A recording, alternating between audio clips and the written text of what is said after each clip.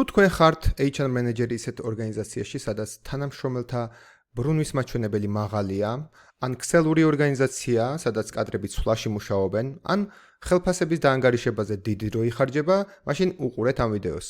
მოდით პირველ რიგში ვთქვათ, რას უნდა ეთმობოდეს HR-ის ხელმძღვანელის უდიდესი დრო. პირველ რიგში ეს არის HR სტრატეგიის შემუშავება, რომელიც თანხმდროში უნდა მოდიოდეს კომპანიის მიზნებთან. ეს გულისხმობს მენეჯმენტის წევრებთან ერთად ადამიანური რესურსების დაგეგმვას ისე, რომ ის თანხმდროში მოდიოდეს კომპანიის ზრდის გეგმებთან. მეორე ეს არის საუკეთესო ტალანტების მოზიდვა და მათი შენარჩუნება, რომელიც მოიცავს რეკრუტინგის, ონბორდინგისა და კადრების შენარჩუნების პროცესში ჩართულობას და მესამე ეს არის თანამშრომლების განვითარებაზე ზრუნვა.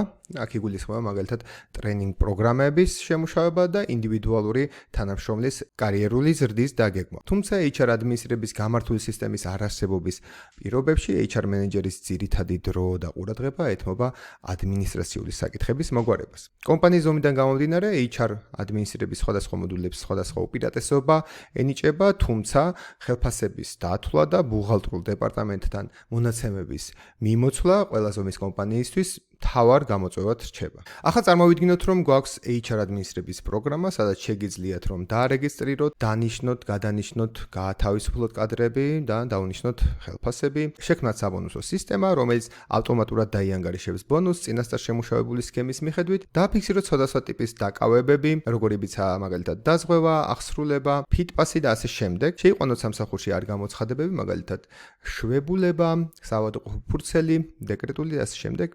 რეგისტროთ მორიგეობები იმ შემთხვევაში თუ ცვლაში მომუშავე თანამშრომლები გყავს და სისტემიდან ამობეჭდოთ სხვადასხვა საბეჭდი ფორმები, როგორებიცაა თანამშრომლის ხელშეკრულებები, დანართები, მშობლების ბრძანებები, ჯანდაცვის სამინისტროს ტაბელები და ასე შემდეგ. ზემოხსენებულებიდან გამომდინარე, თვის ბოლოს დაარიცხოთ ხელფასები და ინტერნეტ ბანკთან ინტეგრაციის საშუალებით პირდაპირ პროგრამიდან მოახდინოთ ხელფასების ანაზღაურება. მოდით გადავიდეთ ტექნიკურ ნაწილზე, სადაც მოვახდენ ზოგიერთი ამ ფუნქციონალის დემონსტრირებას.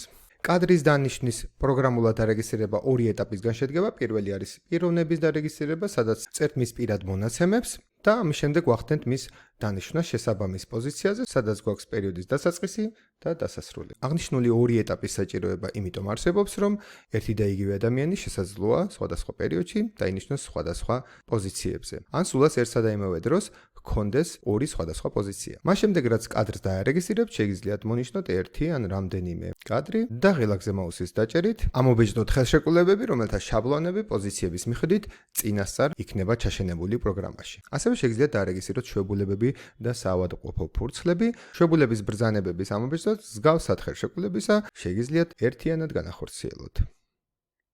პროგრამაში გაქვთ შესაძლებლობა, რომ სხვადასხვა ტიპის დაკავებები ერთიანად მიაკუთვნოთ კადრებს. მაგალითად, დაზღვეულების ერთიანად დასამატებლად Excel-ის ფაილიდან დავაკოპიროთ პირადი ნომრები, შემდეგ დავაჭიროთ კადრების დამატებას, გამოვაფანჯარა, სადაც ამოვირჩევთ წინასწარ დარეგისტრირებულ ხელშეკრულებას და სადაზღვევო პროდუქტს, ჩავსვამთ დაკოპირებულ პირად ნომრებს და დავაჭერთ ღილაკს. OK. იმ შემთხვევაში, თუ თანამშრომლები მორიგეობების მიხედვით იღებენ ანაზღაურებას, მაშინ ფილიალის მმართველები დაარეგისტრირებენ თანამშრომლების დღის და ღამის ნამუშევარ საათებს და ამ ღილაკზე ხელის დაჭერით ავტომატურად ამოიბეჭდება ჯანდაცვის სამინისტროს მიერ მოთხოვნილი ტაბელის ფორმა. გაითვალისწინეთ, რომ თანამშრომელთა მორიგეობების აღრიცხვა შესაძლოა ავტომატურადაც მოხდეს შესაბამის სისტემასთან ინტეგრირების გზით. შეყვანილი მონაცემების მიხედვით პროგრამა ავტომატურად დაიანგარიშებს ასანაზღაურებელ ხელფასებს, სადაც გათვალისწინებული იქნება საშვებულებო თანხები, დაკავებები, შეღავათები და ასე შემდეგ. მას შემდეგ, რაც თითოეული ფილიალის მენეჯერი დაადასტურებს ასანაზღაურებელ ხელფასებს,